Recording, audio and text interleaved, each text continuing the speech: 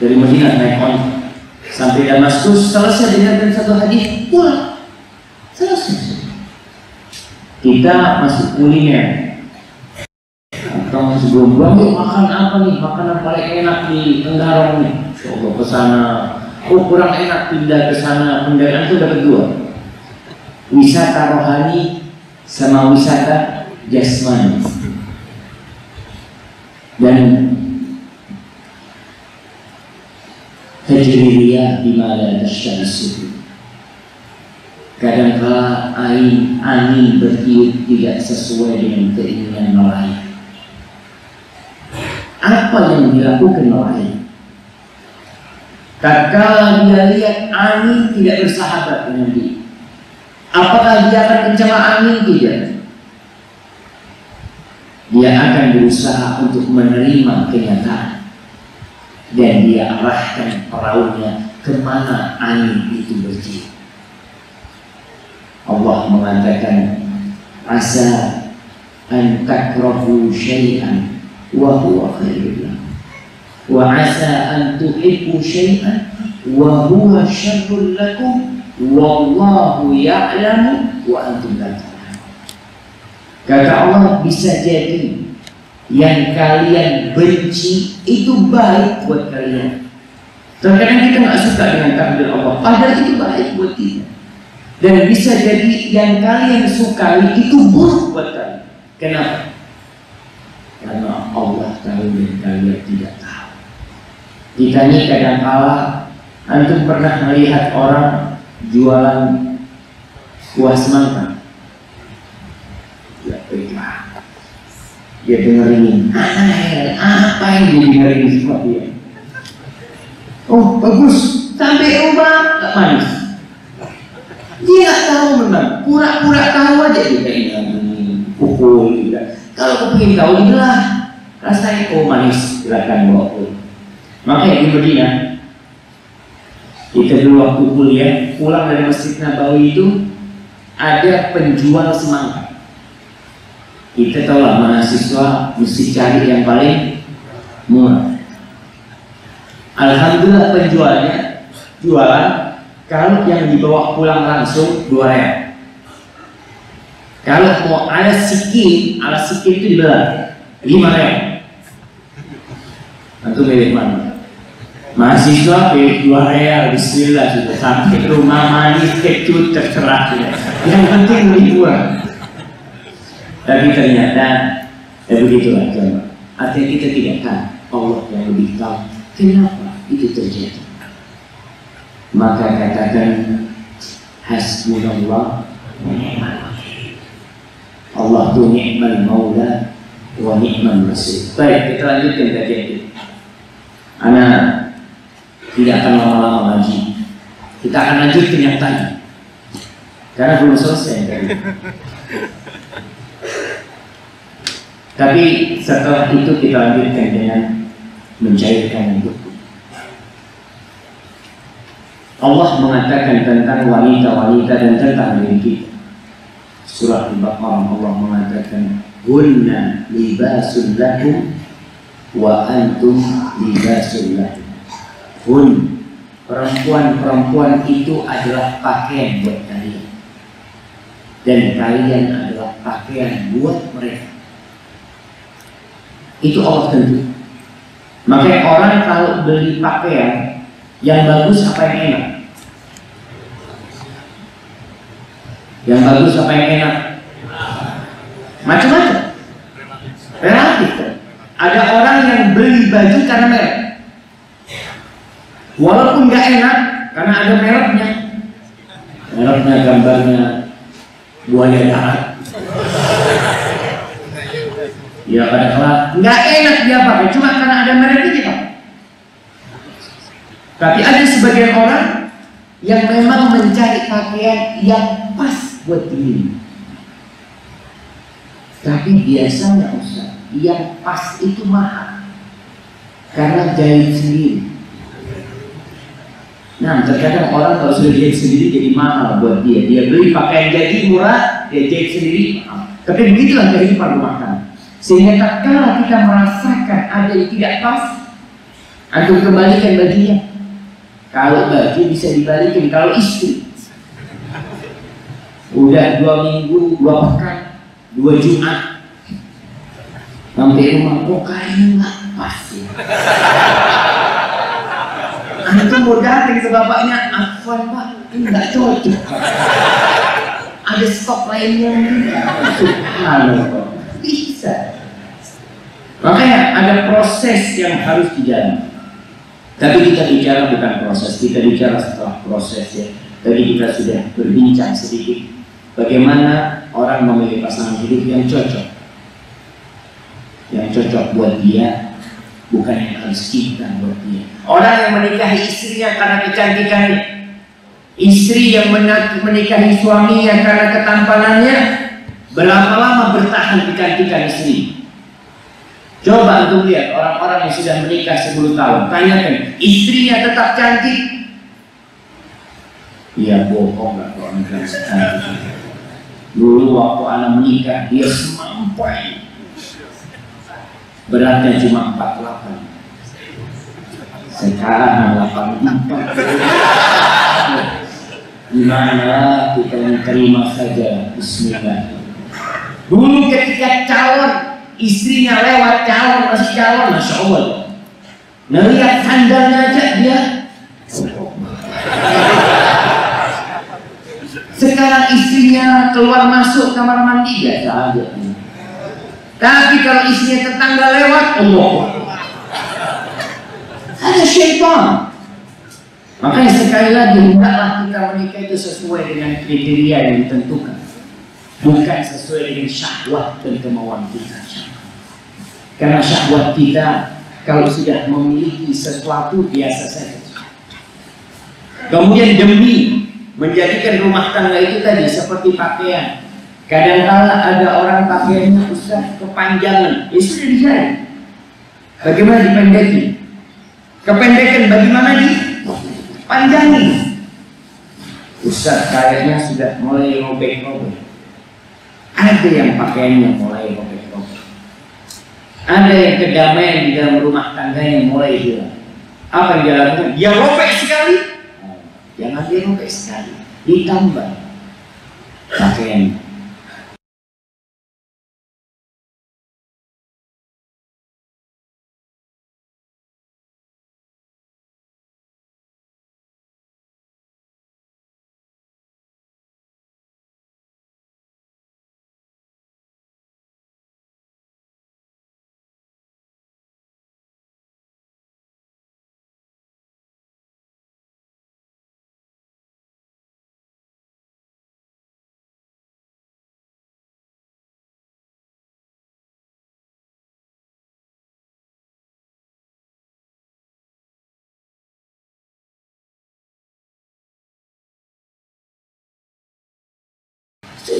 Masjid yang nggak pakai AC, berbeda tentunya, tapi semuanya lillah ta'ala insyaallah.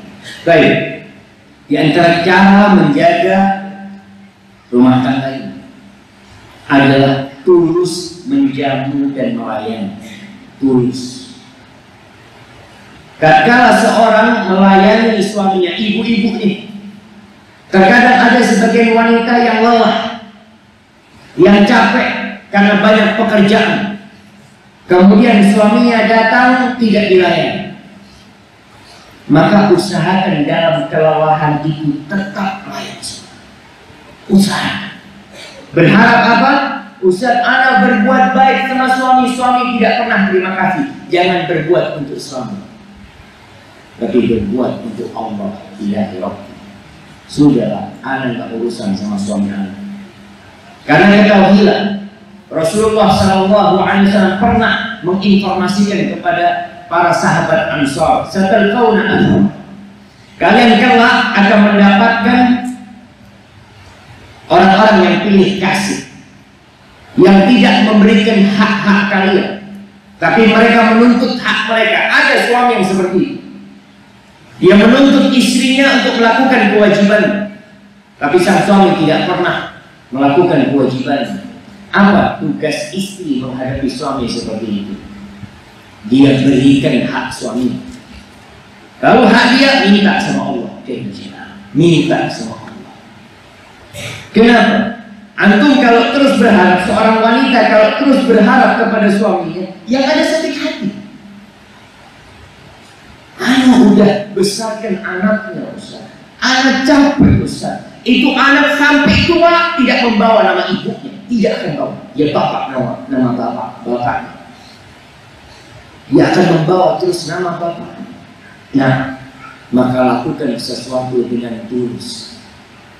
Rasulullah SAW mengatakan, "Idza shallatil mar'atu khamsaha wa shamat syahraha wa ata'at zawjaha wa hafizat farjaha, qila laha udkhulil jannah min ayyi abwabil jannati syi'ti."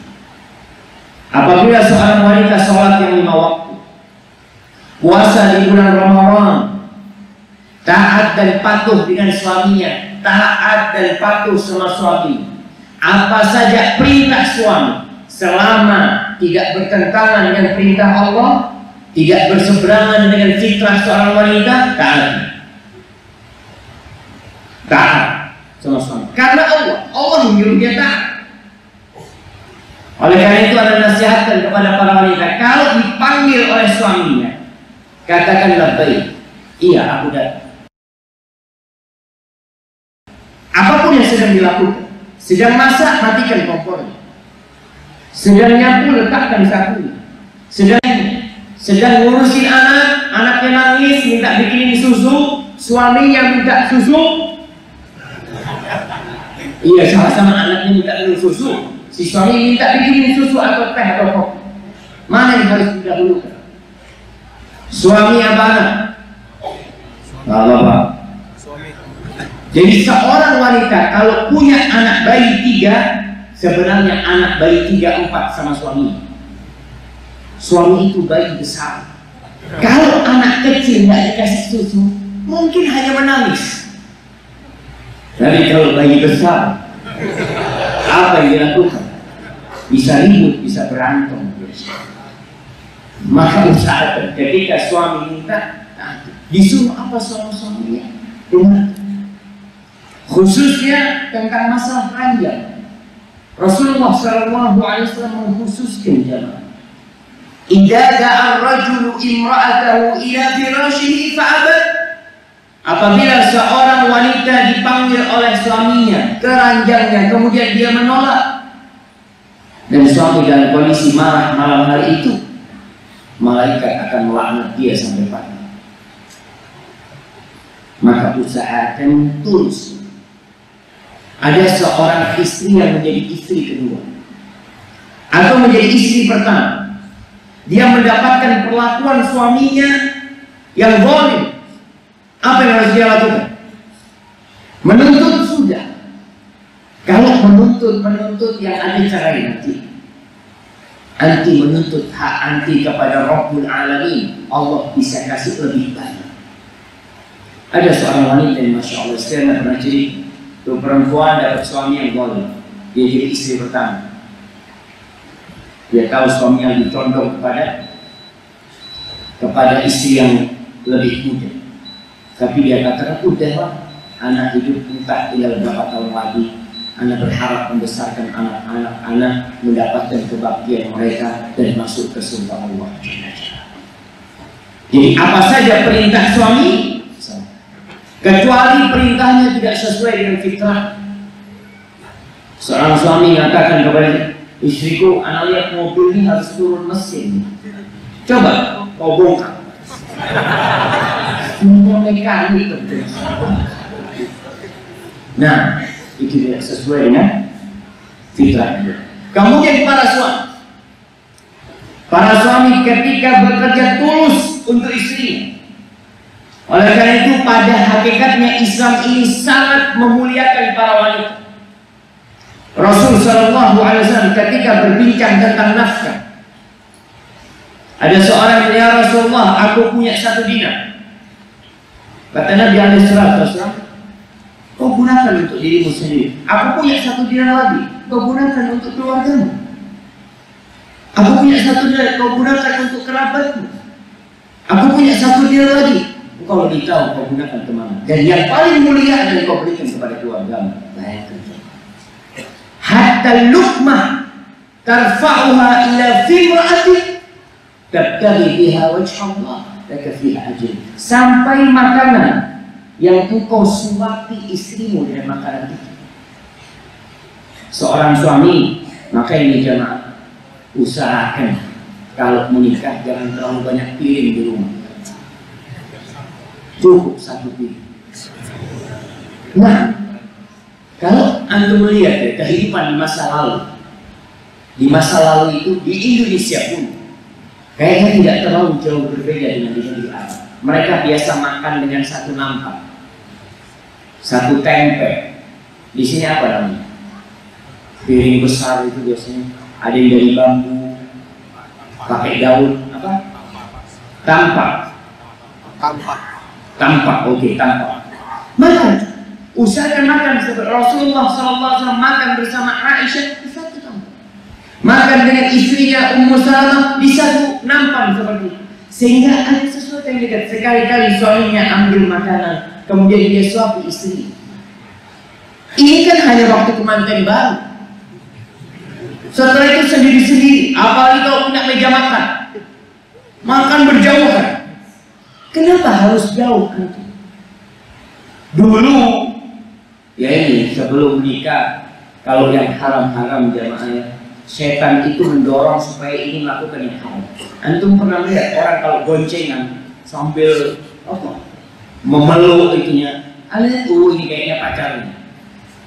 Ini pacaran. Tapi kalau udah suami istri agak jauh dikit.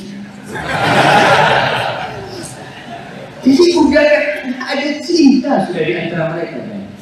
Ini terkadang ya kembali ada godaan setan. Ketika sebelum menikah setan mendorong supaya ini bersih. Ketika sudah menikah setan mendorong supaya ini bercerai. Itu kerjaan setan. Maka kita yang harus melawan arus setan ini sehingga berharap kita makan bersama. Kita lihat bagaimana Rasulullah SAW subhanallah. Beliau minum, Aisyah minum dari satu gelas dalam kondisi haid. Nabi minum dari bekas mulutnya Aisyah. Itu Nabi SAW. Maka usahakan kita melakukan hal itu terus. Kerja. Tadi Anda sampaikan bahwa Islam sangat menghormati wanita. Kewajiban memberikan nafkah 100%. Kewajiban siapa? Kalau bicara kewajiban laki-laki. Allah menjadikan para laki pemimpin di rumah karena apa? Bima faddalallahu ba'dahum 'ala ba'din wa bima anfaqu min amwalihim. Yang pertama karena Allah mengangkat dia jadi pemimpin. Yang kedua dikarenakan dia memberikan nafkah. Biasanya kalau suami tidak memberikan nafkah kepada istrinya, rumah tangga itu pincang. Kalau istrinya tidak soleha. Tapi kalau istrinya soleha, subhanallah. Ibu-ibu, lihat Khadijah radhiyallahu ta'ala anha yang kata Nabi alaihi salatu wasallam, khairu nisa'iha Maryam binti Imran, khairu nisa'iha Khadijah. Tuh Khadijah nggak pernah ngomong aku. Dia selalu ngomong engkau ya Nabi, engkau ya Nabi, engkau ya Nabi. Padahal siapa yang kaya raya? Khadijah. Nabi itu pekerjanya Khadijah sallallahu alaihi wasallam. Tapi karena istri soleha tidak pernah mengungkit-ungkit kebaikannya kepada Nabi alaihi salatu wasallam. Sampai ketika Nabi turun dari Gua Hira dalam kondisi ketakutan, dia mengatakan zamiluni, zamiluni. Nabi bercerita sallallahu alaihi wasallam tentang apa yang baru beliau rasakan di Gua Hira itu. Apa kata istri yang mengatakan, kalla wallahi la yukhzika Allahu abada. Nggak mungkin Allah menghinakan engkau demi Allah. Innaka latasirur rahim. Engkau adalah orang yang pandai menyambung rahim. Engkau adalah orang yang seperti ini. Engkau adalah orang yang seperti engkau. Maka usahakan dalam rumah tangga istri itu selalu mengutamakan suami. Dan tugas seorang suami memberikan nafkah kepada istrinya. Nafkah yang dia berikan kepada istrinya sesuai kebutuhan apa sesuai dengan kemampuan? Saya menjawab. Nah, sesuai kebutuhan. Benar. Kalau istri butuh mobil, suami nggak mampu, ngutang, gimana? Kasih aja Allah. Ini ada yang salah tuh. Karena kalau sesuai kebutuhan rumah tangga itu berat. Ada suami yang miskin, menikah perempuan kaya. Untung tuh perempuan kaya itu bedaknya nggak boleh 500.000, bedaknya doang, belum lipstiknya. Dia kalau pakai lipstik yang harga 100.000 pecah-pecah bibirnya. Dia biasa pakai lipstik harga 1.200.000. Tasnya nggak bisa beli tas yang KW2, gatel kulitnya dia. Subhanallah. Allah mengatakan liyunfiq dzu sa'atin li sa'ati.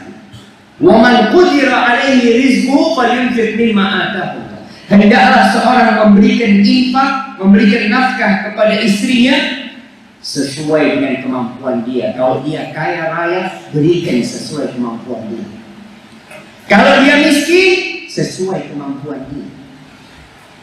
Ini keadilan jemaah. Enak buat suami, enak buat istri. Seorang suami baru kerja, gajinya 1,5 juta. Dia ngomong sama istri, padahal istrinya ini jemaah sebelum menikah dia biasa makan udang lobster. Tiap Jumat sama keluarganya udang lobster. Paling tidak satu berapa udang lobster? 1 kilo berapa? Hah? 1 onnya 99.000. Oh, Masya Allah. Kalau 1 pekan dia setengah kilo 500.000. Cukup gaji. Tapi seorang suami ngomong, ini gaji, maka tolong dicukupkan. Bolehkah seorang istri menuntut? Tidak boleh. Sesuai kebutuhan apa sesuai kemampuan? Kemampuan. Kalau kebutuhan berat buat suami, maka kalau umpamanya dia mampu hanya memberikan dirinya suami 10 juta, apa tetap dia lihat dulu 1,5 juta cukup katanya. Ini 1,5 juta. Zolim di sini seorang suami. Dulu dicukup-cukupkan. Sekarang kan antum udah banyak rezeki. Makanya subhanallah, Allah mengatakan yunfiq dzu sa'atin li sa'ati, sesuai dengan keluasannya. Seorang suami, masya Allah, biasanya suami dia kalau masih miskin terbuka sama istri, dia cuma segini. Ketika sudah kaya raya, udahlah nggak usah tanya lah. Yang penting aku kasih, gitu kan? Kenapa? Karena ada yang dia tabung untuk nikah lagi. Umpamanya seperti itu. Nah, izin minum dulu.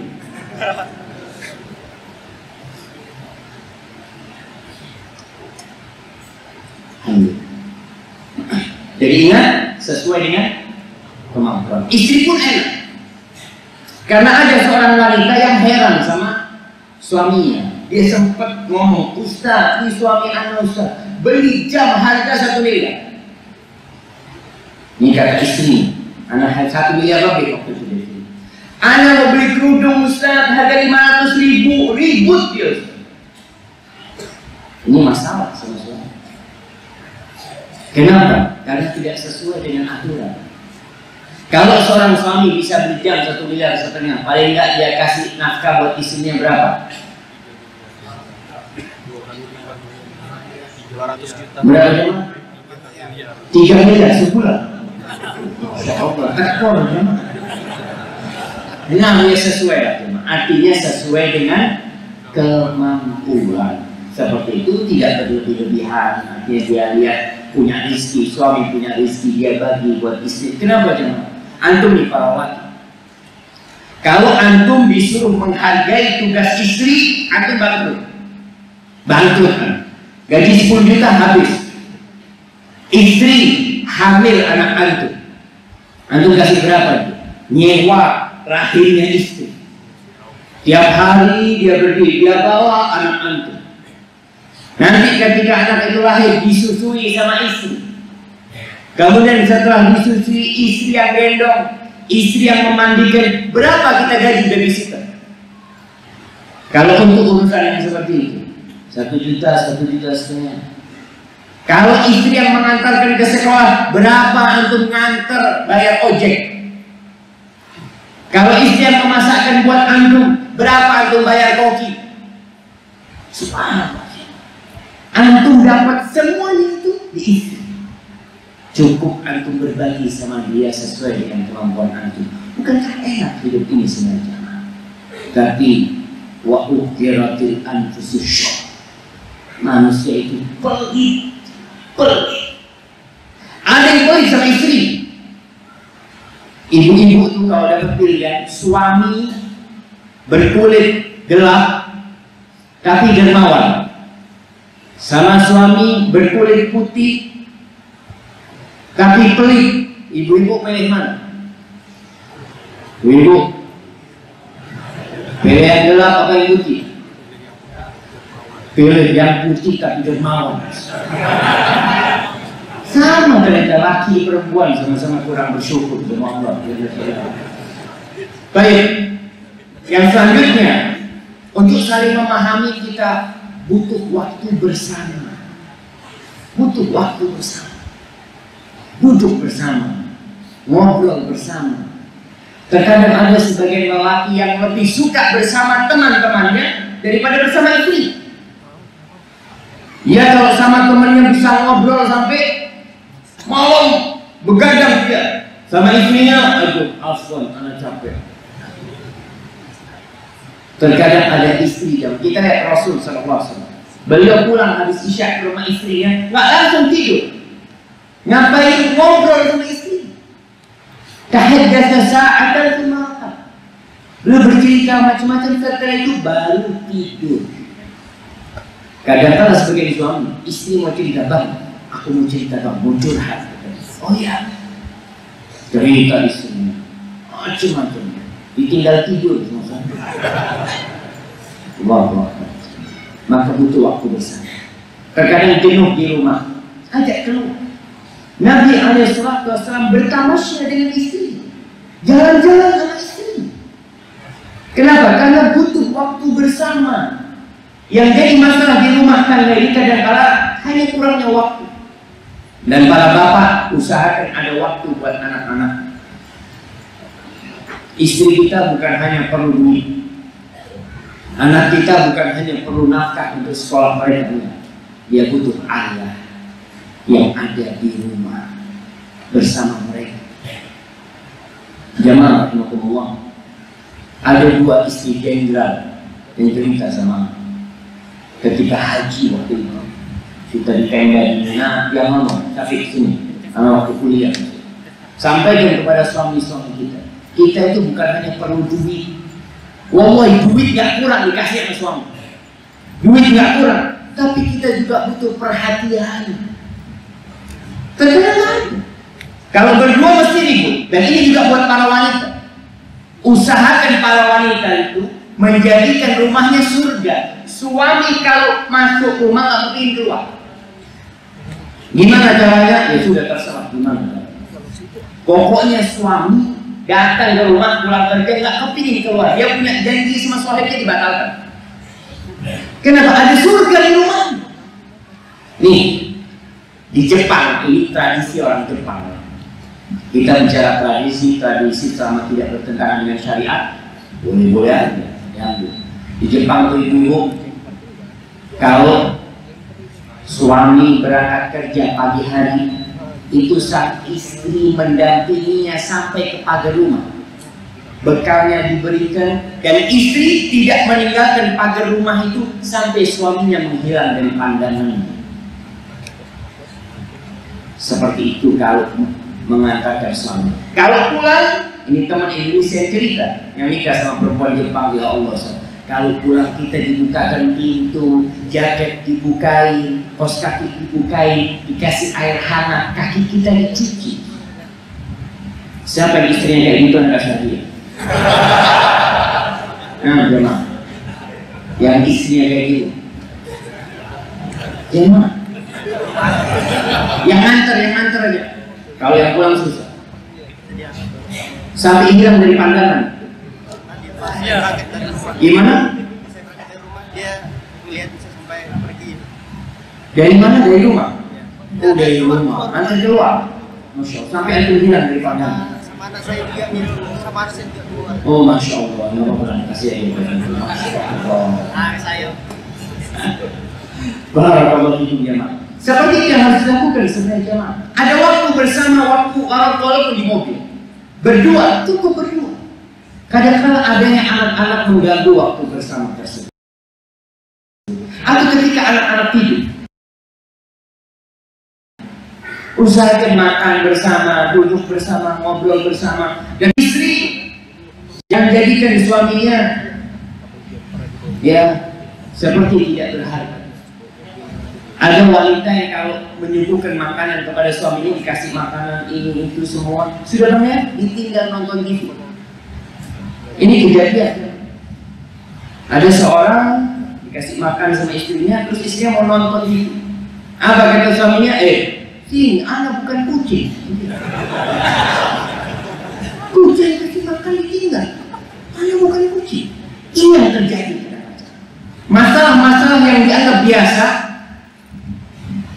oleh istri ternyata membuat ada apa ya? Ada gesekan akhirnya di rumah seperti itu. Maka khususkan waktu bersama. Kemudian tadi kita berbicara tentang ucapan terima kasih. Katakan kepada istri syukron. Katakan kepada suami makasih. Ketika suami datang capek, istri ngatakan bang makasih banyak, abang udah capek buat kita semuanya. Jazakallahu khairan, semoga Allah yang membalas. Terkadang ucapan seperti itu nggak ada dalam rumah. Yang ada di mana? Di warung.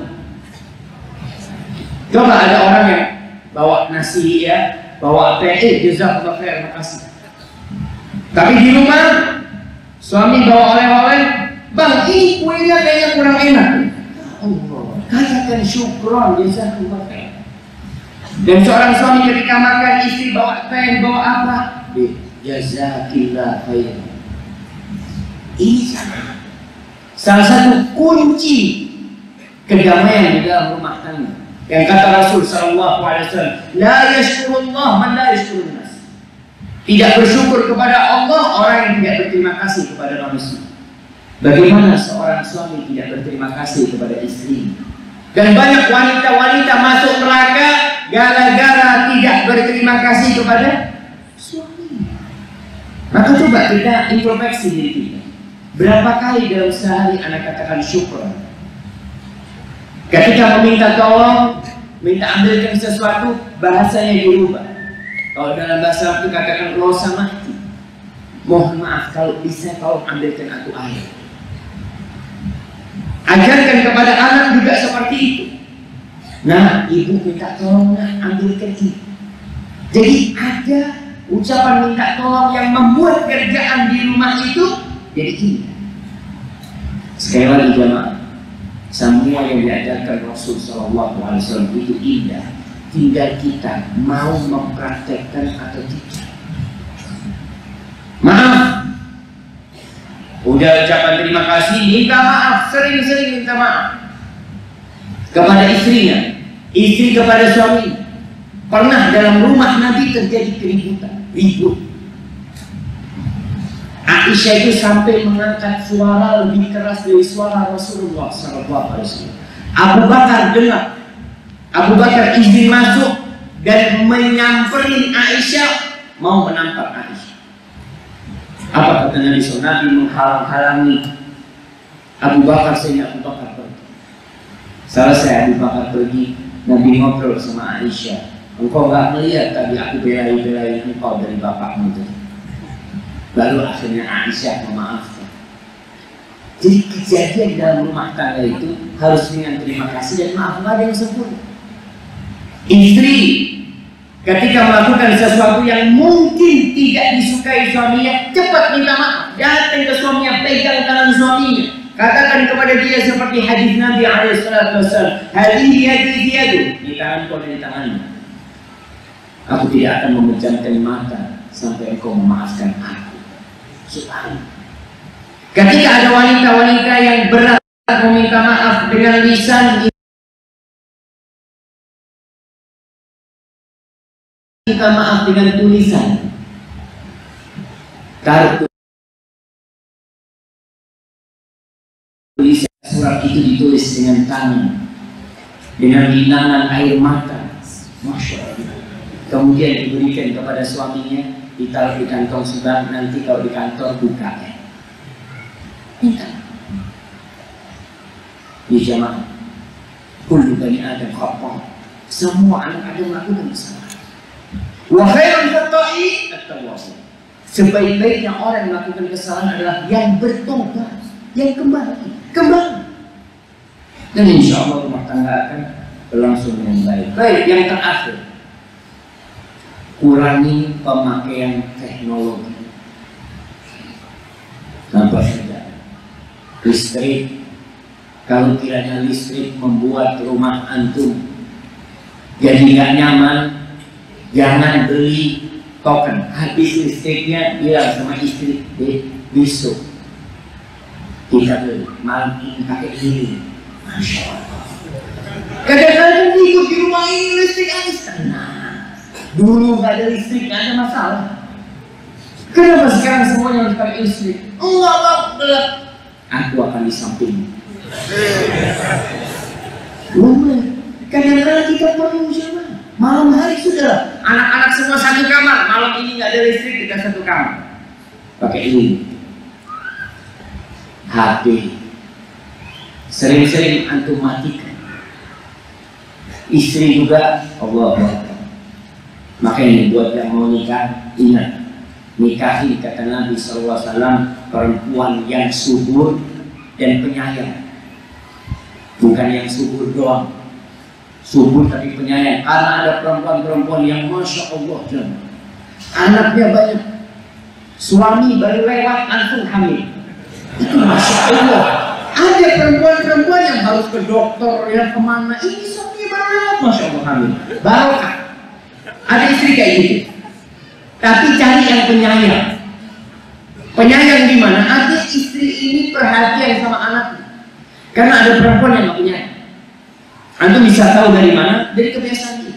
Ada perempuan yang sayang dengan binatang. Ada perempuan yang kalau lihat anak kecil seneng banget dia. Boleh gendong ya, boleh gendong ya. Ini calon istri. Tapi kalau ada perempuan ada yang mau titip anak, mau titip, aduh afwan, anak nggak biasa sama anak kecil. Jangan jadi istri. Ada perempuan yang anaknya 5, Masya Allah subur. Ketika penyayang dengan 5 semua dia perhatikan. Ada yang anaknya 7 dia perhatian jamaah. Seorang wanita anaknya 7 semua hafal Al-Quran. Subhanallah. Bapak bukan, ibu. Ibunya di ibu. Dan tentu bapak memiliki peran. Ada perempuan yang Masya Allah, anaknya 5, antum pulang kerja, Assalamualaikum. Pintu nggak dibukakan, antum buka sendiri. Assalamualaikum. Assalamualaikum. Nggak ada orang. Dilihat istri sedang pegang HP. Oh sudah datang bang. Alhamdulillah. Ditanya ini anaknya 5, mana anak-anak? Wallahu a'lam.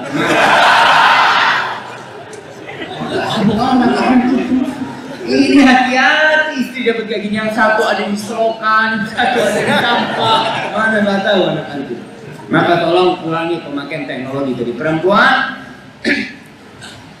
Setelah semuanya selesai urusan rumah, anak-anak berangkat sekolah, suami berangkat kerja, baru pegang HP.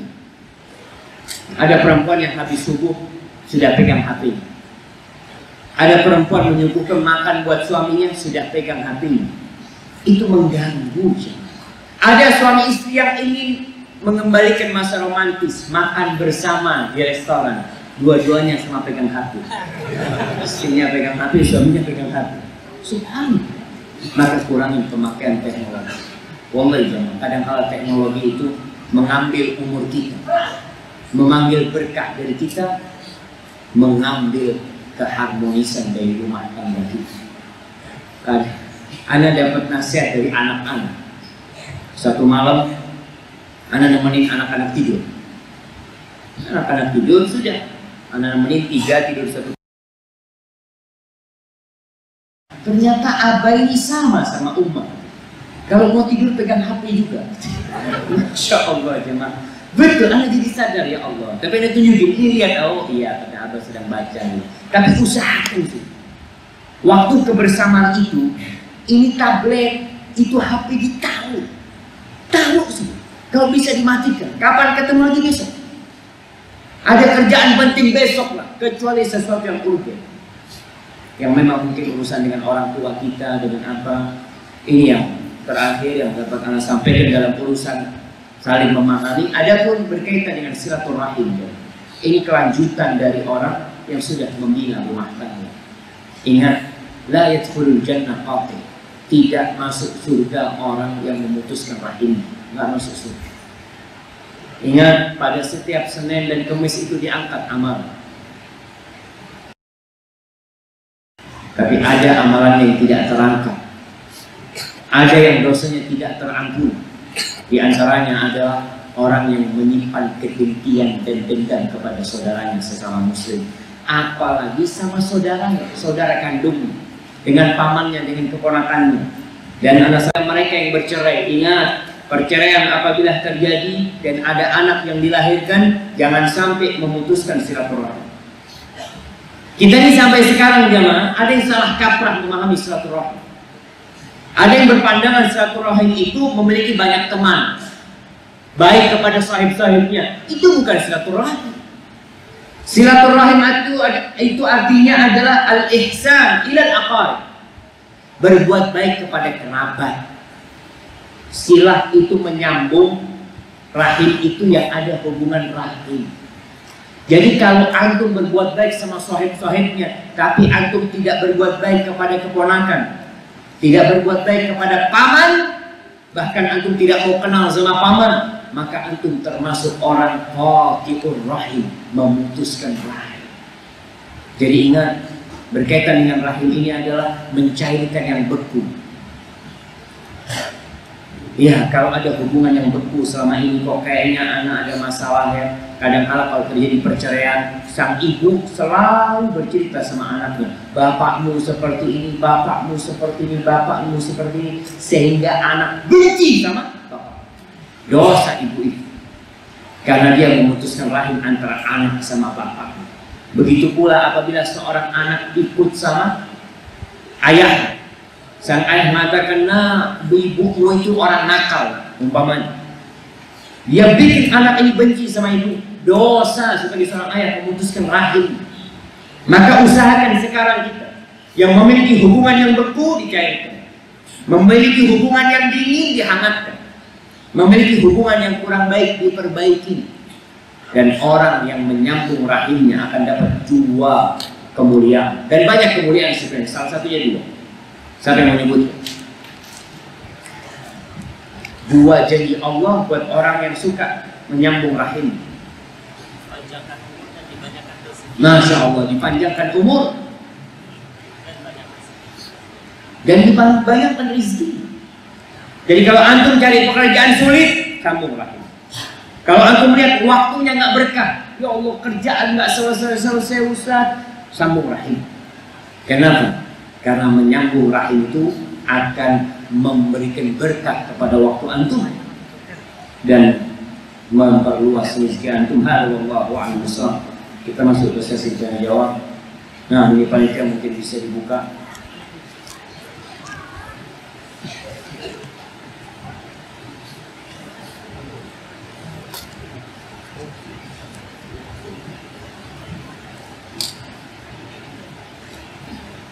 Masya Allah, Ustaz, saya sering bohong sama istri. Nah, tentang penghasilan, saya bohong karena nggak mau ribut sama istri. Penghasilan tersebut digunakan untuk membantu keluarga saya dan orang tua. Apakah diperbolehkan? Yang pertama, Tidak ada keharusan istri tahu dengan berapa penghasilan suami. Tidak ada keharusan. Tapi yang jelas tadi, suami memberikan nafkah kepada istrinya sesuai dengan kemampuannya. Kalau ternyata suami ini gajinya 10 juta, tapi Ustaz, anak nanggung orang tua, Ustaz, dia berikan kepada orang tua 2 juta. Anak punya adik-adik, Ustaz, yang masih sekolah, anak nanggung dia, Ustaz, dia kasih 2 juta. Tinggal berapa? 6 juta. Berarti kemampuan suami dari 6 juta. Dari 6 juta. Karena yang sudah dia berikan sudah nggak ada. Dan para wanita, doakan suaminya agar bisa berbakti sama orang tuanya, rizkinya ditambah, jangan takut. Jadi tatkala dapat suami yang berbakti sama orang tuanya, yang suka berbuat baik kepada kakak adiknya, maka anti berharap barokah dari Allah. Kenapa? Tadi yang kita sampaikan. Man ahabba ayyubsata lahu fi rizqi. Barang siapa yang ingin rizkinya diluaskan, wa yunsa lahu fi athari, au yumadda lahu fi umri, yang ingin umurnya dipanjangkan, diberkahi, hendaklah menyambung rahimnya, bantu suaminya. Dan biasanya ada wanita yang kalau tahu suami yang ngasih ibunya itu sakit hati, iri, maka nggak perlu tahu, nggak perlu dikasih tahu. Jadi kalau ditanya berapa penghasilannya, ini sudah penghasilan yang setelah dibagikan itu yang sampaikan kepada istri. Uang yang sudah diberikan kepada orang tua sisanya 6 juta nih, aku punya uang 6 juta. Sampaikan kepada istri. Kalau memang harus ngasih tahu sama istrinya, tapi sekali lagi tidak ada keharusan. Dan para wanita nggak boleh bongkar-bongkar dompetnya suami. Suami yang tahu istrinya suka bongkar dompetnya, tulis surat di sana, kasih kertas. Nah, kamu buka kan? Saya tahu, Anda tahu kalau buka-buka. Kirim surat. Daripada ribut itu seperti itu. Tapi ada istri yang baik. Istri suka bongkar dompetnya suami karena dia lihat berapa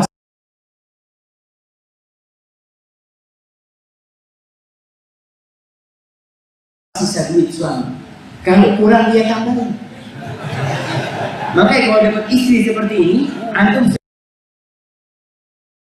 kayaknya ada istri yang baik, istri yang soleha, yang selalu mendukung. Tapi ada istri yang otoriter di rumah, dia yang pegang ATM, duit dia yang pegang. Suami mau berangkat kerja, kasih duit, jangan boros-boros. Pulang kerja sore, mana bukti pembeliannya, bensin. Jadi ada suami kalau isi bensin itu minta struk. Untuk apa? Laporan sama istri. Nggak seperti itu. Jadi para istri ingat, komandan di rumah itu adalah suami. Istri sebagai pendukung yang selalu menopang. Selama suaminya baik, dukung suaminya. Ustaz, usia pernikahan anak 5 bulan dan anak telah mengenal sunnah sejak setahun yang lalu. Istri anak belum mengenal sunnah dan setiap anak mau kajian sunnah selalu dipersulit sehingga tidak aktif ke kajian. Yang dipersulit siapa? Suami yang dipersulit. Suami. Kita ulangi pertanyaan. Karena itu nggak gagal paham. Ustaz, usia pernikahan anak 5 bulan dan anak telah mengenal sunnah sejak setahun yang lalu. Istri anak belum mengenal sunnah dan setiap anak, istrinya kan, setiap anak mau kajian sunnah selalu dipersulit sehingga tidak aktif ke kajian. Jadi dia kalau mau keluar harus izin istri dari sana. Ini ada yang salah kayaknya. Yang harus izin keluar rumah itu siapa? Istri izin sama suami, bukan suami izin sama istri. Apakah kalau dia mau keluar rumah, tulis surat kepada istrinya, anu mau keluar rumah? Di ACC tuh, ya boleh. Itu salah dari istri jamaah. Adakah saran buat anak agar istri anak dapat mengenal sunnah? Berbagai upaya sudah Anda lakukan sesuai sunnah, namun tidak tergoyah hati istri Anda. Ya ini antum kayaknya salah dari istri. Nah, apa yang harus dilakukan? Kadang-kala semua butuh proses. Kenapa istri tidak mau datang kajian? Padahal kajian itu taman surga. Orang yang datang ke pengajian itu sedang membeli tiket menuju surga. Tapi ternyata banyak orang yang lebih suka beli tiket menuju neraka. Orang tuh beli neraka, cuma beli neraka. Antum bisa lihat bagaimana orang-orang mengeluarkan hartanya untuk berzina. Dia beli neraka. Dia keluarkan duit untuk mendapatkan tempat di neraka. Kadang-kala surga yang gratis dia nggak mau. Maka apa yang harus dilakukan? Tampakkan kepada dia bahwa kita ini sedang menuju surga. Katakan kepada istri, jangan ke kajian, ayo ikut kemana? Ke taman surga. Kita lama nggak liburan. Suruh naik. Ketika datang ke masjid, loh kok ke masjid?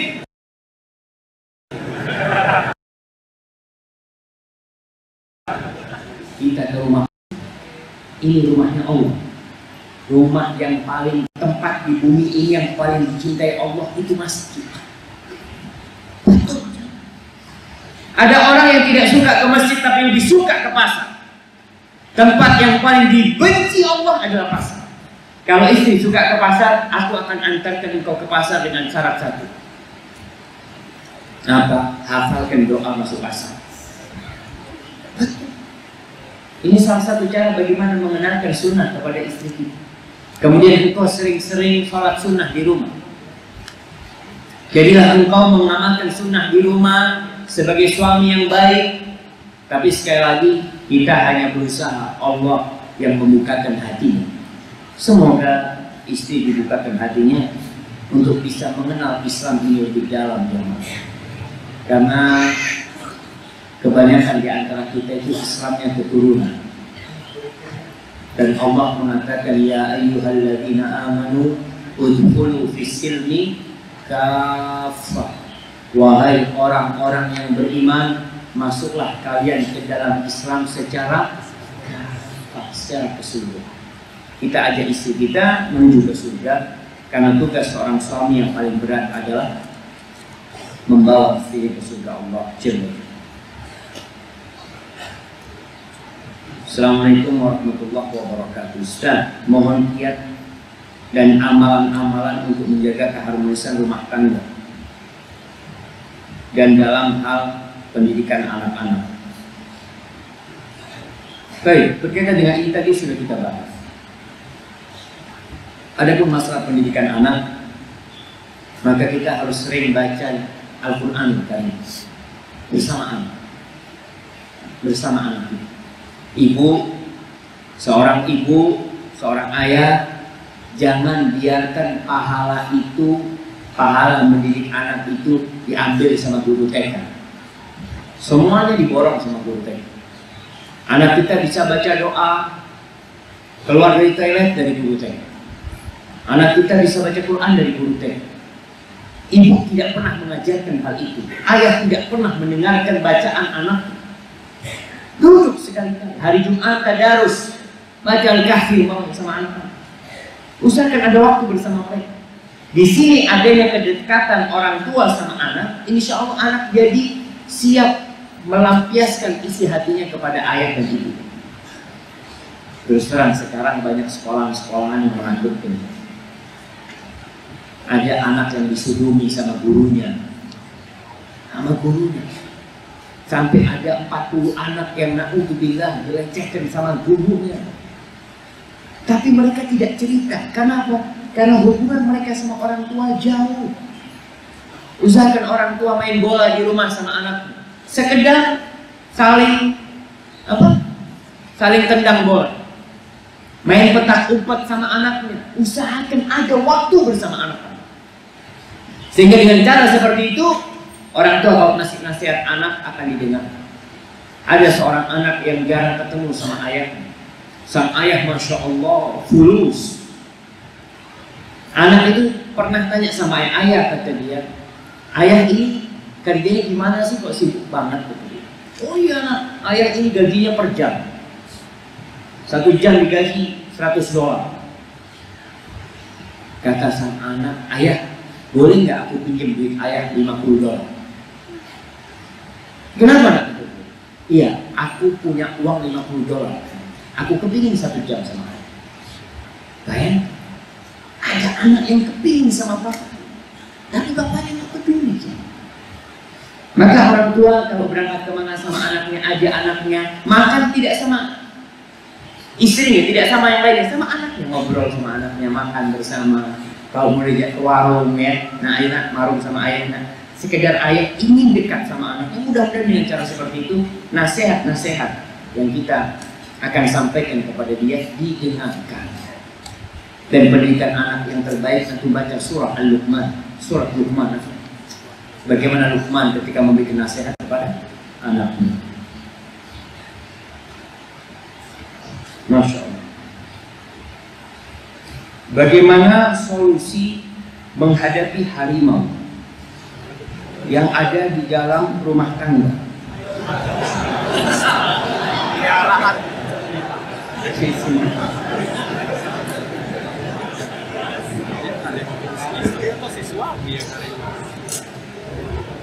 Yang anak heran, kenapa dia nangkap harimau? Ditaruh di rumah. Harimau, kalau punya harimau di rumah, serahkan sama siapa? Badan apa negara yang? Apa? VK, BKSDA. Nah, itu serahkan kepada dia, jangan dipiara di rumah. Yaitu istri. Harimaunya istri. Yang selalu memendam amarahnya di saat anak pulang malam karena urusan pekerjaan, padahal anak merindukannya. Ini kayaknya gombal. Iya, sebenarnya istri itu sayang sama suami. Ketika dia marah sama suami karena pulang malam, larut malam, dia takut ada apa-apa sama suami. Biasanya ada suami-suami yang kalau istrinya telepon, jawabannya nggak enak. Istrinya telepon, bang kok belum pulang bang? Itu tanda cinta. Tapi kalau antum nggak diurusin sama istri, ya antum ditinggal tidur sama istrinya. Mau pulang nggak pulang nggak ada urusan. Tapi kalau istri masih peduli, antum alhamdulillah. Tinggal sekarang bagaimana merubah amarah itu jadi cinta. Ketika antum pulang malam, antum bawa hadiah, antum bawa sesuatu. Harimau itu biasanya marah karena lapar. Antum kasih makan. Harimau itu kalau dilemparin apa namanya? Daging, antum di sampingnya nggak apa-apa sama dia, sambil dilus-lus, fadhol makan, bismillah. Maka kita menghadapi istri yang suka marah, antum anggap itu cinta dia yang berlebihan kepada antum, maka masuk rumah dengan cara yang baik. Sebelum masuk rumah sampaikan dia, afwan, aku telat. Tapi bawakan sesuatu yang paling disukai sama istri. Kalau istri suka makanan yang apalah yang favorit, dia bawa. Ini makanan karena aku takut dingin, aku letakkan di dadaku supaya tetap hangat untukmu. Itu istri mau marah mungkin senyum-senyum ya.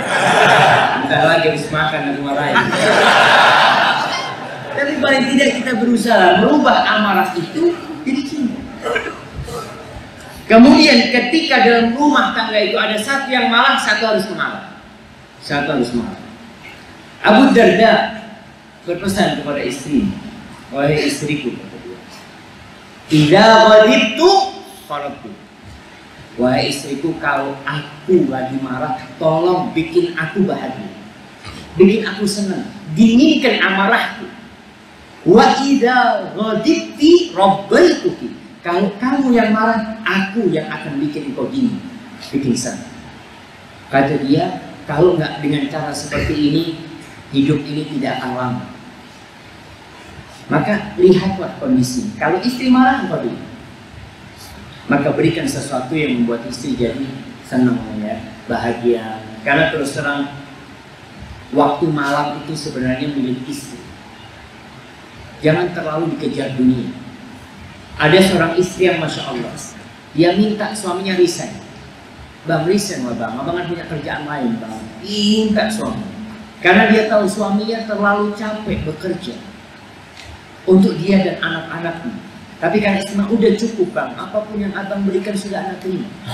Akhirnya Masya Allah, sang suami resign, hidupnya jadi lebih bahagia karena lebih banyak waktu untuk keluarga. Ustaz, apakah boleh melanggar pemerintah tidak memakai helm saat bermotor? Ditangkap sama polisi.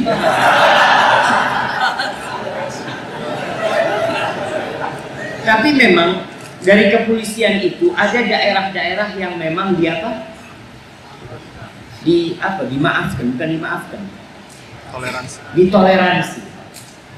Artinya kalau antum mau naik motor ke tempatnya tetangga 100 meter ya, itu ditoleransi nggak? Toleransi, berarti nggak ada masalah. Tapi kalau nggak boleh, memang benar-benar keluar dari rumah 5 meter harus pakai helm. Mamanya, ada yang manasin motor kan? Pakai helm juga. Dilihat ya, artinya aturan dari pemerintah yang tidak bertentangan dengan syariat, kita wajib taat. Selama aturan itu, apalagi aturan itu untuk kebaikan kita, maka tolong ditaati. Ana punya 3 orang putri. Bagaimana cara mendidik mereka menjadi wanita soleh? Bagaimana menyamakan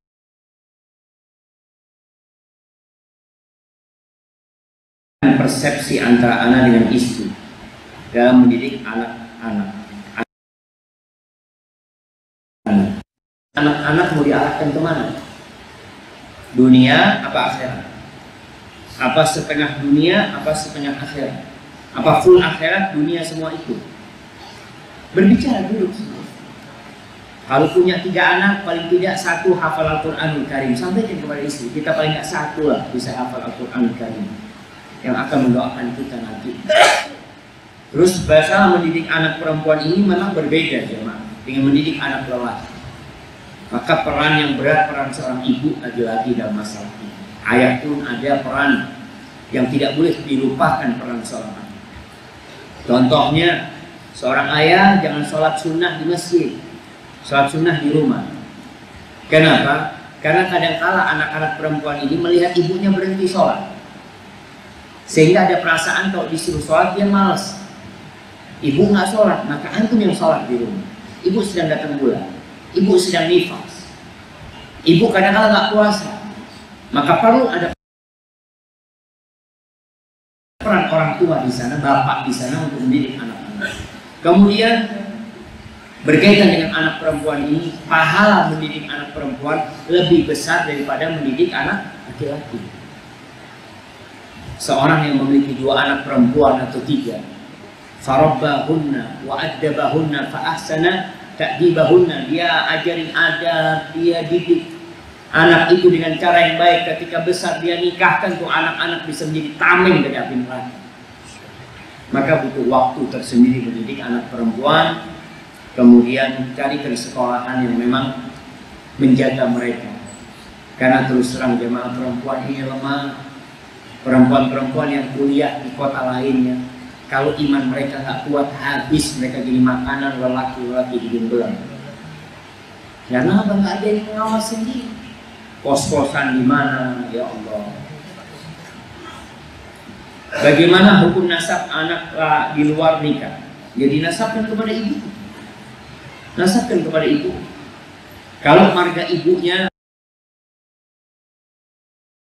umpamanya di sini ada marga di sini. Nggak ada marga. Apa yang ada? Haji Awang itu marga. Gelar, bukan marga. Marga itu seperti bahasa lama, umpamanya. Seperti yang kalau di Sumatera itu ada di Medan, Harahap. Iya, nggak ada di sini. Ya ikut ibunya. Kalau ibunya umpamanya umpamanya ibunya itu siapa? Sulistiati binti Ali. Ya sudah, dia nasabnya ke sana, ikut nasab ibunya. Karena dia anak zina nggak ada dosa buat anak zina, kan? Nggak ada dosa buat anak zina. Yang dosa adalah orang tuanya. Hendaklah dia bertobat kepada Allah Jalla Jalaluhu, dan ingat, nggak boleh bapak biologisnya menjadi wali buat dia, karena dia bukan anak. Sebagaimana dia nggak dapat warisan, walaupun bapak biologisnya yang menikahi itu perempuan, karena dia pezina lelaki dan pezina perempuan, yang memang Allah berikan sanksi kepada mereka seperti itu. Apa yang terjadi pada orang yang menistakan agama pada zaman Rasulullah, dan apa sikap kita pada zaman sekarang? Baik jemaah, zaman Rasul Sallallahu Alaihi Wasallam, kita tahu Nabi yang memberikan aturan, Nabi yang memberikan, beliau sebagai pemerintah tertinggi pada waktu itu, maka beliau berikan perintah kepada para sahabat untuk menindak orang-orang yang memberikan penistaan kepada agama. Mereka dibunuh, dikirim oleh Nabi SAW untuk membunuh seorang pendeta Yahudi yang bernama Ka'ab al-Ashraf, karena dia suka membuat puisi-puisi yang menghina Nabi Muhammad SAW. Tapi ternyata di masa Nabi juga ada orang-orang munafikin yang suka menghina, dibiarin sama Nabi SAW, tidak dibunuh. Orang-orang munafik itu sholat di belakang Nabi. Di antara degengkot orang munafikin itu siapa? Abdullah bin Ubay bin Salul. Dia itu sering kali menyakiti Nabi SAW. Pernah suatu hari Nabi SAW lewat di depannya dengan kendaraan, entah onta atau himar atau kuda, sehingga debu itu mengenai Abdullah bin Ubay bin Abi Salul. Marah Abdullah bin Ubay bin Salul, mengeluarkan cacian, ucapan yang nggak baik buat Nabi SAW. Anak itu datang menjumpai Nabi SAW. Dia mengatakan kepada, ya Rasulullah, insya kalau engkau mau, aku bawa kepalanya dia untuk. Apa kata Nabi SAW? Bal birra abah wahsin suhbatahu. Yang kau lakukan, berbaktilah sama bapak, berbaktilah kepada bapakmu, dan berbuat baiklah sama. Jadi kondisinya berbeda. Kenapa Nabi SAW tidak membunuh orang-orang munafik ini? Kenapa? Yang tahu jawabannya? Nah, untuk angkat tangan dulu. Masya Allah, beri. Supaya tidak ada ungkapan yang keluar, orang-orang yang masuk Islam dibunuh sama Nabi Muhammad SAW. Sahabat-sahabatnya dibunuh sehingga orang nggak jadi masuk Islam. Itu di masa Nabi SAW. Di masa kita, ya ada pemerintahan. Pemerintahan kita punya hukum, ya kita ikuti yang ada. Mau gimana lagi kita di sini? Kita taati. Kita bagaimana kalau memang hukumnya penistaan agama itu dipenjara seperti kejadian Al-Maidah 51? Ya kita umat Islam berusaha untuk mengangkat masalah itu kepada di ranah hukum. Dan kita memang umat Islam jamaah. Wallahi jamaah, kita itu banyak tapi sedikit. Kenapa? Karena kita tidak bersama Allah. Banyak umat Islam yang menjauh dari Allah. Antum bisa lihat kehinaan yang menimpa umat Islam ini bukan karena orang lain, tapi karena kita sendiri. Allah mengatakan, "Iyansurkumullah fala ghaliba lakum." Kalau Allah nolong kalian, tidak ada yang bisa mengalahkan kalian. Wa iyakhdzulkum faman alladhi yansurukum min ba'di. Tapi kalau Allah menyia-nyiakan kalian, meninggalkan kalian, siapa yang mau nolong kalian? Kita itu tidak akan mendapatkan pertolongan Allah kecuali kita menolong agama Allah. Dengan cara apa? Tegakkan agama Allah di diri kita. Antum bisa lihat umat Islam yang masih riba, motornya riba, rumahnya riba, mobilnya riba, semuanya riba. Apakah dia tidak sedang memerangi Allah? Lalu teriak-teriak menolong agama Allah? Antum menolong agama Allah yang mana? Larangan Allah antum melanggar di rumah antum. Dan kita tahu dosa riba, jangan diremehkan dosa riba. Kata Rasul sallallahu alaihi wasallam dalam hadis riwayat Ahmad, dan Anda tidak akan bosan mewanti-wanti orang dengan riba. Karena ini salah satu penyebab kehinaan umat Islam. Jumlahnya banyak seperti buih di laut. Apa kata Nabi alaihi salatu wasallam? Dirhamun riba ya'kuluhu ar-rajul wa huwa ya'lamu ashaddu min 36 zanni. Satu dirham yang dimakan oleh seseorang dan dia tahu itu riba, itu lebih parah dosanya daripada 36 kali berzina. Sekarang orang kerja di bank konvensional umat Islam melakukan riba, biasa-biasa aja. Kalau dikatakan zina, na'udzubillah minaz zina, yang antum lakukan lebih parah daripada 36 kali berzina. Ini kondisi umat Islam. Jadi kalau kita bicara menolong agama Allah, tolong agama Allah di diri kita. Hindarkan akad-akad riba dari kita. Sebagian umat Islam masih hidup dengan kartu kredit. Ada yang berkata, Ustaz, kartu kredit, alhamdulillah Ustaz, anak tidak pernah telat bayarnya, sehingga tidak pernah terkena riba. Nah, tapi akad antum di awal adalah riba. Akad antum kontrak, kalau telat antum bayar sekian, itu akad, iya. Antum ridho, dan Allah murka dengan akad tersebut. Biasa. Kalau mengatakan menolong agama Allah, antum belum tolong agama Allah di diri antum sendiri. Maka ingat, kita perlu menolong agama Allah, kita tegakkan di rumah kita, di anak-anak kita, hindarkan dari riba. Dengar azan, tinggalkan pekerjaan. Sebagian orang lebih suka dengan pekerjaannya daripada datang ke rumah Allah. Sunnah-sunnah Nabi diremehkan, dilecehkan sama dia. Maka berkaitan dengan itu tadi yang sampaikan, ada orang-orang yang menghina para sahabat, yang menistakan para sahabat Nabi, yang secara hukum agama disebutkan ketika orang-orang mengatakan bahwasanya kami tidak melihat orang yang lebih mikirin perutnya, lebih pengecut ketika berperang daripada sahabat-sahabat Nabi yang pandai membaca Al-Quran. Apakah mereka dibunuh? Enggak. Karena mereka berada di saf umat Islam pada waktu itu. Mereka orang-orang munafikin yang berada di dalam saf umat Islam. Tapi Nabi Allah mengatakan kepada mereka, la ta'tadiru, kalian tidak usah minta maaf. Qad kafartum ba'da imanikum, kalian telah kufur setelah kalian mengaku beriman. Mau usah minta maaf. Itu orang-orang munafikin, mereka minta maaf, kata Nabi, kata Allah, la ta'tadiru, mau usah minta maaf. Kalian sudah kufur setelah awalnya mengaku beriman. Tapi mereka tetap ada di saf umat Islam. Iya, jangan. Maka kita perlu belajar hal itu. Itu yang anak ketahui ini. Wallahu a'lam. Apakah salah nakutin istri kalau nggak taat sama Allah, sama Rasulnya, sama suami? Ana nikah lagi.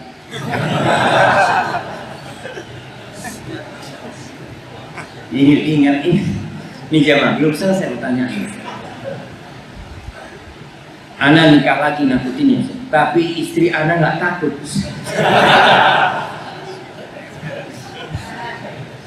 Gimana jemaah? Ditakut-takutin istrinya nggak takut, karena antum ngomong doang.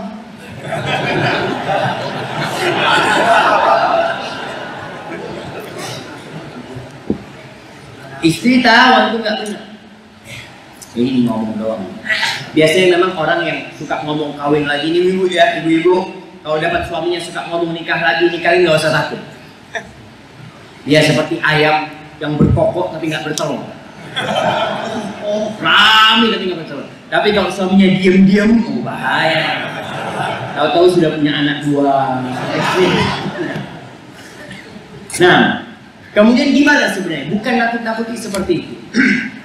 Ada suami yang seringkali menakut-nakutin istrinya dengan cerai. Kalau nggak taat aku cerai. Jangan. Tapi memang istri perlu dirangkul, perlu dikasih tahu. Antum mungkin salah milih istri. Dan itu kesalahan antum, harus antum yang memperbaiki. Kenapa antum memilih wanita seperti itu? Iya Ustaz, anak kira dulu baik. Berarti antum kurang teliti memilih istri. Maka sekarang sudah di rumah, pelan-pelan diperbaiki. Allah mengatakan wallati takhafuna nusyuzahun, dan perempuan-perempuan yang kalian takut mereka tidak taat. Ada perempuan yang tidak taat. Apa yang harus dilakukan? Fa'iduhun, kasih nasihat, kasih mau'izah. Dan ketika seorang suami memberikan nasihat kepada istrinya, mulai dengan cinta dan kasih sayang. Sampaikan kepada dia, aku ini sayang sama kamu, aku cinta sama kau, aku ingin bersamamu dan anak-anak masuk surga. Tolonglah jaga ini. Sampaikan nasihat. Ketika memberi nasihat kepada istri, jangan di depan orang, jangan teriak-teriak, jangan emosi.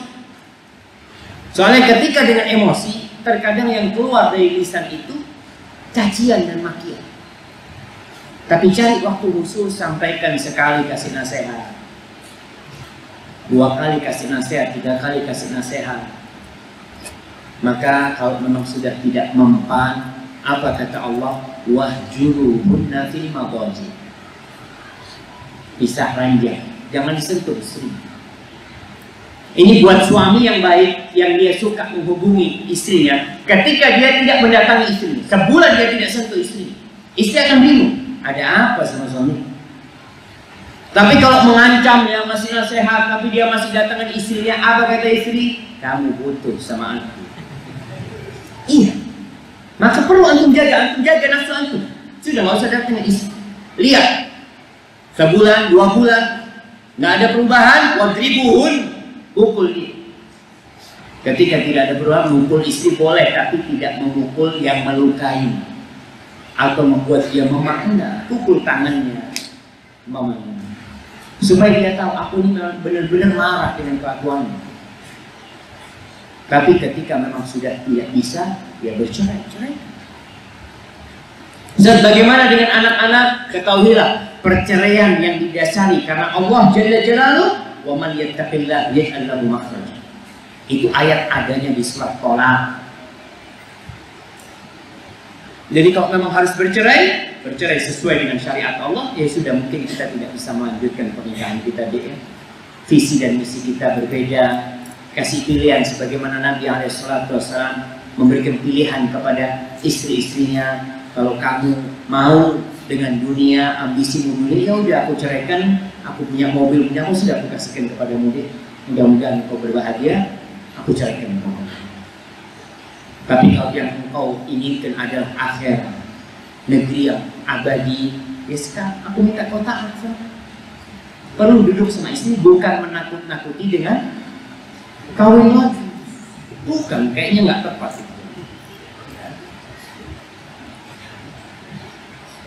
Ustaz, sebelum ana nikah, ana sering melaksanakan amalan sunnah. Tapi setelah ana nikah, ana merasa jauh dari agama Allah. Berikan nasihat Ustaz. Terus gimana cara mengajak istri untuk hijrah? Dan gimana sikap kita jika dia menolak, apa yang harus kita lakukan? Ini seperti pertanyaan yang sebelumnya, jemaah. Jadi memang ada kesalahan memilih pasangan hidup. Kita tuh kadang-kala jemaah, kalau milih pasangan hidup, nih buat yang laki-laki, urusan agama kita pilih yang minimal. Yang penting Islam. Yang penting Islam, sholat, alhamdulillah sholat Ustaz. Berkerudung belum, nah, tapi nanti bisa dirubah insyaallah Ustaz. Tapi kalau fisik selalu yang maksimal. Antum kalau dapat istri memang satu istri hafid Al-Qur'anul Karim, taat dan penurut kepada orang tuanya, tapi kulitnya hitam. Yang satu putih cantik, tapi ya baca Qur'annya belum bagus ya. Kemudian apa lagi? Dia kadang-kala nggak nurut sama orang tuanya. Tapi insya Allah anak siap berubah dia. Insya Allah. Antum itu kan urusannya fisik yang dilihat. Padahal kata Nabi SAW, kalau ingin hidup berbahagia apa? Fadfar bizatid talibat. Engkau beruntunglah mendapatkan wanita yang agamanya baik, selamat. Sekarang jadinya seperti ini. Kecantikannya apa mengobatin antum? Enggak. Sekali lagi jamaah, kalau bicara kecantikan itu jamaah, sepekan di rumah biasa. Antum lihat, seperti yang kau punya barang baru itu, masya Allah awalnya dijaga, tapi setelah itu biasa. Karena manusia memang melihat sesuatu yang belum dimiliki tidak dalam wujud asli, tapi setelah dimiliki, oh ternyata biasa-biasa aja. Maka tolong yang mau menikah jangan terlalu memikirkan wajah. Wajah minimal nggak apa-apa. Yang penting tidak jelek. Iya jemaah, Anda katakan kan ada orang yang cantik yang kadang-kadang di kampung itu fulana ini jadi rebutan. Antum bangga karena mendapatkan fulan yang menjadi rebutan sekampung. Tapi jadi rebutan sekampung bukan karena agamanya, karena kecantikan. Tapi ada fulan yang biasa-biasa aja, nggak jelek, artinya dia itu standar. Ada kan? Iya jemaah, ada yang standar lah jemaah ya. Antum kadang-kadang beli mobil kan ada yang standar, ada yang aksesorisnya lengkap gitu kan, ada yang full gitu kan. Ini yang standar, standar wajahnya tapi akhlaknya full. Antum cari, maka antum tenang. Lebih baik punya istri yang soleha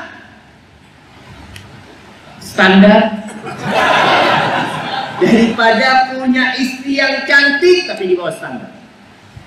Agamanya di standar. Antum capek. Ini tadi ibadah sunnah dia jadi kurang. Sebelum menikah puasa Senin Kemis, setelah menikah puasa Ramadan kadang-kala batal. Alhamdulillah. Mohon penjelasannya Ustaz, hukum rokok. Karena ada ikhwan yang sudah mengaji tapi masih merokok. Mohon dijelaskan Ustaz agar mereka paham. Sudah dijelaskan sama pemerintah, rokok membunuhmu. Apa lagi gitu jamaah? Kurang apa pemerintah jelaskan rokok membunuh? Kurang jelas. Apa hukum bunuh diri? Haram. Orang yang merokok berarti bunuh diri dia jamaah.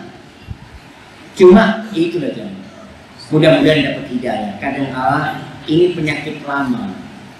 Penyakit lama. Dia dari sejak SD ngerokok, SMP ngerokok, dan ini kesalahan yang Anda lihat ya. Bukan kesalahan, mungkin kurangnya pengawasan dari pemerintah kita, khususnya dari kepolisian mungkin. Disebutkan di dalam rokok itu, yang boleh beli rokok itu umur berapa? Umur 18 tahun. Tapi kan tidak ada pengawasan. Nggak ada pengawasan. Artinya hukumnya ada, tapi pengawasannya tidak ada. Bayi baru lahir bisa beli rokok. Antum anak kecil itu sama bapaknya dikasih bungkus rokok, kasih duit, nah berangkat ke sana, berangkat itu. Kasih duit, kasih bungkus rokok, tahu sudah. Dijual itu buat anak kecil. Maka yang kita lihat yang banyak rokoknya anak SMP banyak rokok, SMA banyak rokok. Padahal secara hukum negara nggak boleh. Tapi kan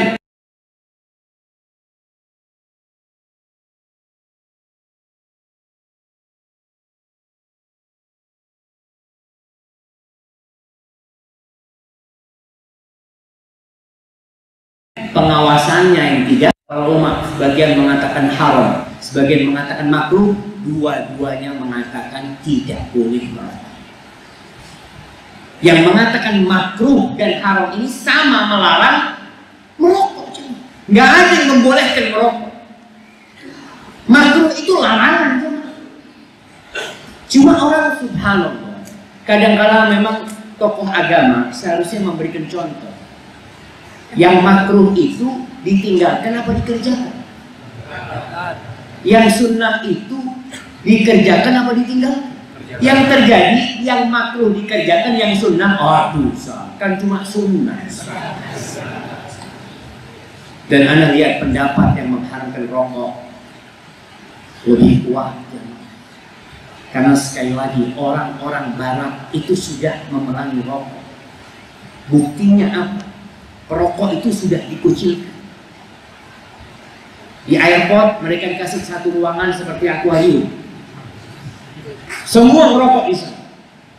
Sampai Anda punya ipar masih merokok dia. Dia cerita ketika mau umroh dia masuk ke apa namanya? Smoking area. Dia masuk sana. Dia mau hidupin rokok. Aduh, nggak perlu sudah. Kalau sudah asapnya rokok semua ini, semua asapnya rokok. Karena itu tujuan memang untuk mempersempit, kemudian mereka berhenti merokok. Dan alhamdulillah ada teman-teman yang cerita yang dia kerja di perusahaan rokok, dia cerita alhamdulillah sekarang perusahaan rokok ini mulai ya berkurang, rokok sudah mulai berkurang. Dan memang di Indonesia ini seharusnya kalau mau ngomong pajaknya rokok, di Singapura itu jamaah, rokok yang harga 20 di sini, di sana harganya bisa 150. Makanya ada yang mengatakan Indonesia ini surganya perokok, surganya perokok. Maka mudah-mudahan ada tindakan yang lebih tegas dari aparat, khususnya pengawasan tentang rokok ini. Karena sekali lagi anak lihat yang banyak beli rokok anak-anak, ya anak-anak kecil ya. Sedangkan di barat, di negeri kafe itu jamaah, mereka nggak juali. Dia lihat anak muda nggak jual, diminta kadang-kadang KTP-nya, lihat masih 17, umurnya tinggal 5 hari 18, nggak boleh. Masa mereka ketat, kita nggak ketat? Dan apa sih manfaatnya rokok? Yang ada rokok membunuhmu.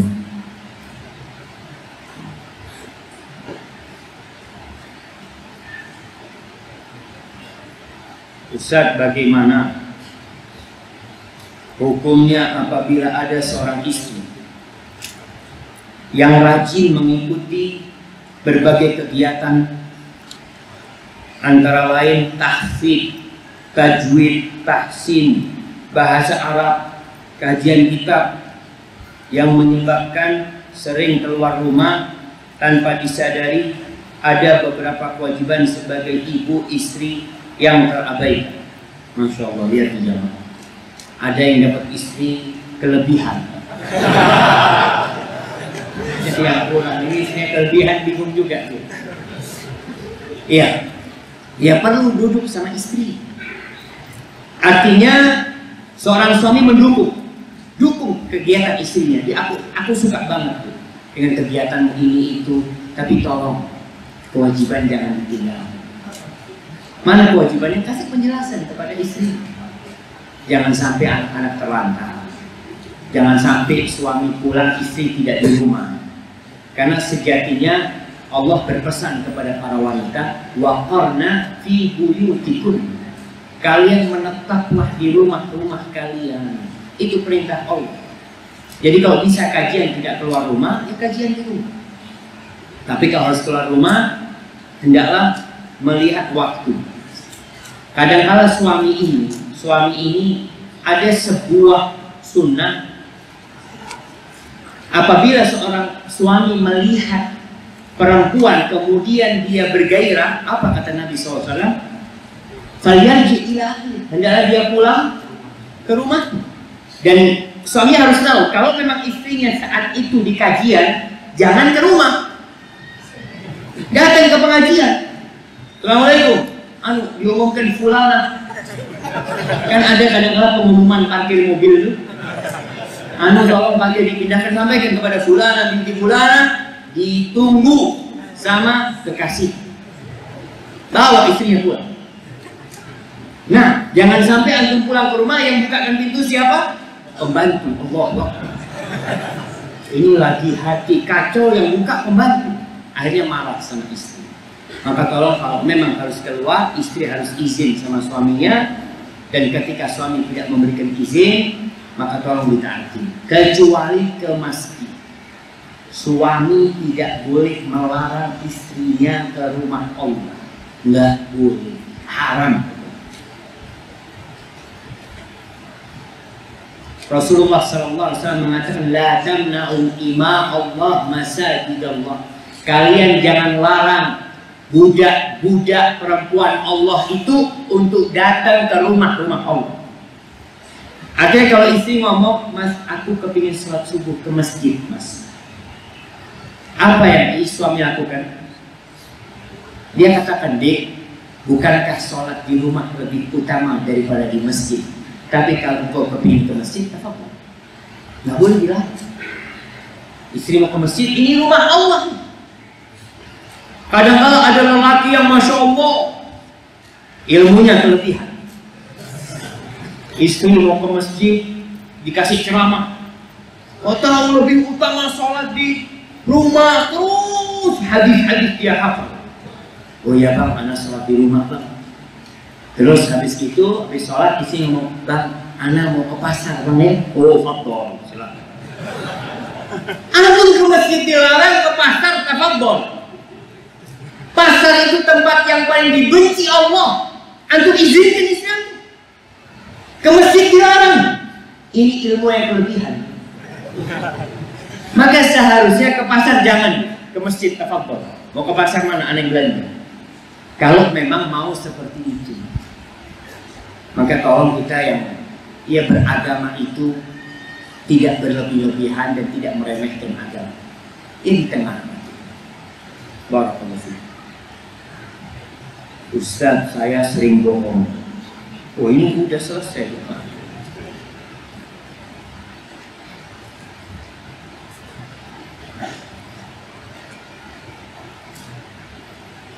Udah jam berapa? Anak katanya sampai 5:30 aja dari rumah.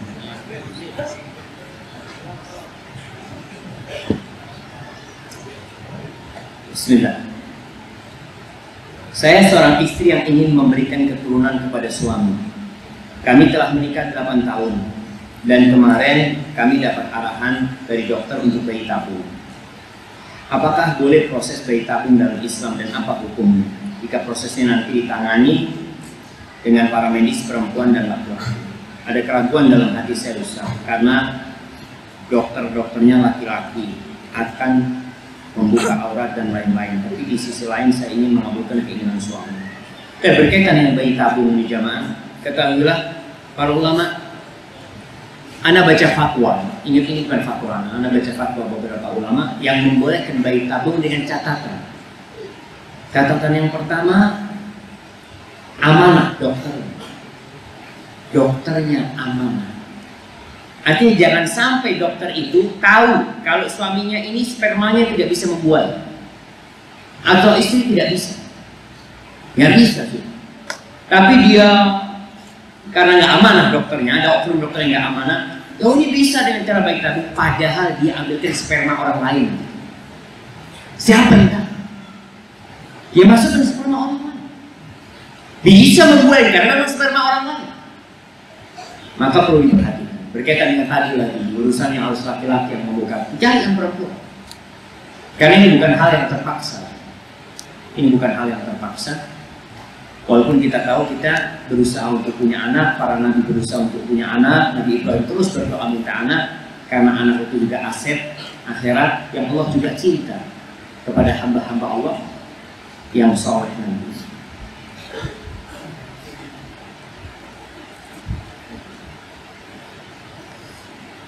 Yang mana kalau ada pertanyaan yang tidak Anda jawab, itu ada dua kemungkinan. Yang pertama, ustadznya tidak bisa jawab. Yang kedua, ustadznya tidak mau jawab.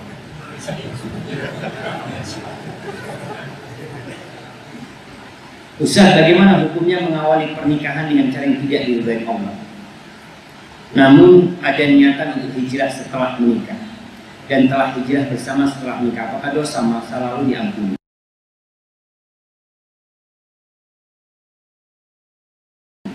Ya masa lalu itu harus bertobat jemaah.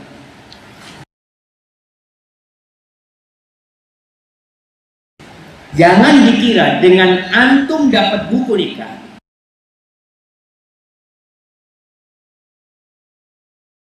dengan antum resmi secara pemerintah, gabir itu resmi secara agama. Adapun dosa masa lalu akan diperhitungkan, antum perlu taubat, mohon ampun sama Allah Subhanahu wa taala.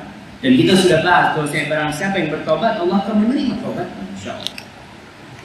Dan terus beramal soleh. Jangan meremehkan dosa. Ustaz, bagaimana menghadapi istri yang suka mengeluh dan minta tipsnya agar menjadi suami yang peka? Masya Allah. Iya. Jadi memang perbedaan lelaki dengan wanita. Wanita itu memiliki kemampuan untuk menciptakan kata-kata yang banyak sekali. Makanya wanita itu cerewet.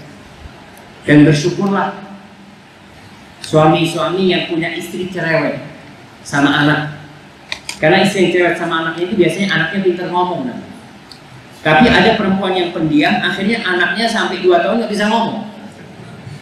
Kenapa? Karena jarang ngomong ibu. Maka bagaimana sekarang menghadapi suami istri yang suka mengeluh? Iya, kenapa dia suka mengeluh? Apa penyebabnya? Akhirnya tugas suami memperbaiki istrinya sekarang. Dia kepingin membawa istrinya ke surga Allah. Apa penyebab mengeluh dia? Kalau ternyata penyebab mengeluh dia itu Ustaz, ya kayaknya iman kepada takdir masih lemah. Berarti yang perlu ditumbuhkan adalah iman, bukan masalah harta. Orang kalau beriman dengan takdir Allah, jamaah, subhanallah, apapun yang terjadi, dia akan mengatakan alhamdulillahi ala kulli hal. Di sini PR buat suami untuk menanamkan keimanan dengan takdir Allah. Beriman dengan hari akhir. Ajak istri, umpamanya dia mengeluh Ustaz karena selalu melihat kepada yang di atas. Maka tugas suami untuk menggandeng istrinya kemana? Datang, yuk kita punya rezeki, kita bagi-bagi sama fakir miskin. Agar istri melihat, nih rumahnya orang mau roboh. Dia lihat orang kasurnya hanya tikar. Sehingga istri pulang dari sana, ya Allah, ternyata aku ini nikmat hidupnya. Tapi kalau penyebabnya itu tadi ada penyebabnya karena memang duniawi, ambisi duniawi. Bawa istrinya ke kuburan. Berapa? Bicara ziarah kubur bagi wanita ke kuburan, pendapat yang lebih kuat sama sunnahnya buat seperti lelaki. Tapi dengan catatan sesuai dengan adab-adab syariat ziarah kubur. Bukan mengantarkan jenazah ya, tapi berziarah kubur. Karena perempuan juga memerlukan ingat mati. Salah satu cara mengingat akhirat dan kematian adalah ziarah kubur. Jadi istri kalau sudah kepingin ini, kepingin itu, umpamanya bang aku kepingin ganti horden, kepingin ganti, naik, bismillah, naik. Bismillah, berangkat, alhamdulillah, bawa cari kuburan. Kemana bang? Ya kesini dulu lah, kita salam dulu, kami mati, baru kita belanja. Nah masa? Itu, lihat itu orang paling kaya di Tenggara, lihat, mati. Iya bang, mati juga. Tapi anak tetap mau belian bang. Ya sudah, antum sabar, nanti sih. Baik, pertanyaan yang terakhir.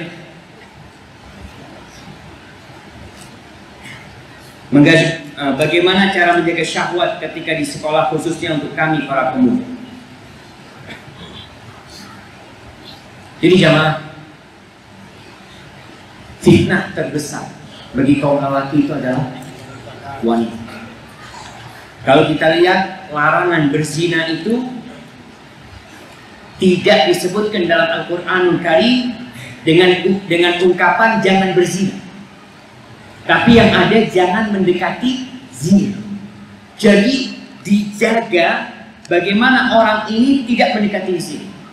Ternyata jalan utama perzinaan itu adalah mata. Maka bagaimana seorang menjaga syahwatnya? Tundukkan pandangan mata.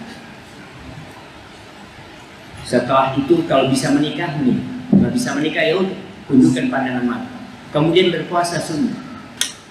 Ustaz, anak sudah puasa sunnah, tapi gejolak nafsu tidak bisa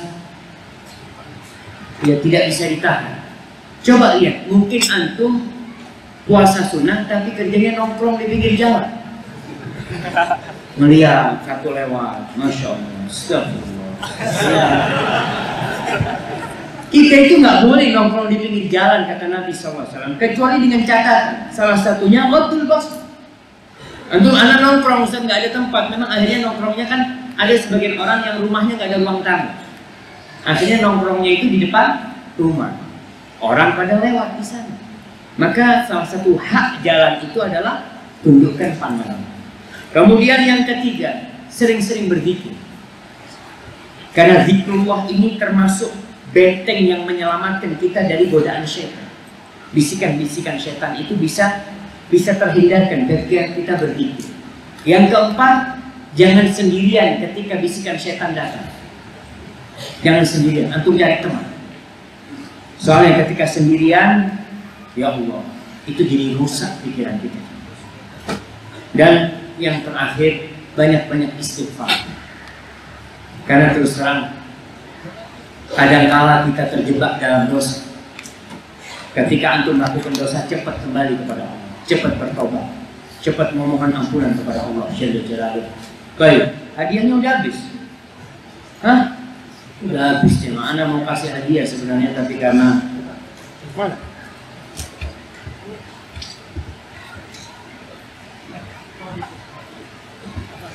Ya terpaksa nanti. Kapan kita berjumpa lagi, ana kasih hadiah buat antum. Baik jemaah, ana mohon maaf atas segala kekurangan. Apabila yang ana sampaikan benar itu dari Allah Jalla Jalaluhu, kalau ada yang salah dan kurang berkenan itu dari diri ana pribadi. Allah dan Rasul terbebaskan dari kesalahan itu. Subhanakallahumma wa bihamdika asyhadu an la ilaha illa anta astaghfiruka wa atubu ilaik. Assalamualaikum warahmatullahi wabarakatuh.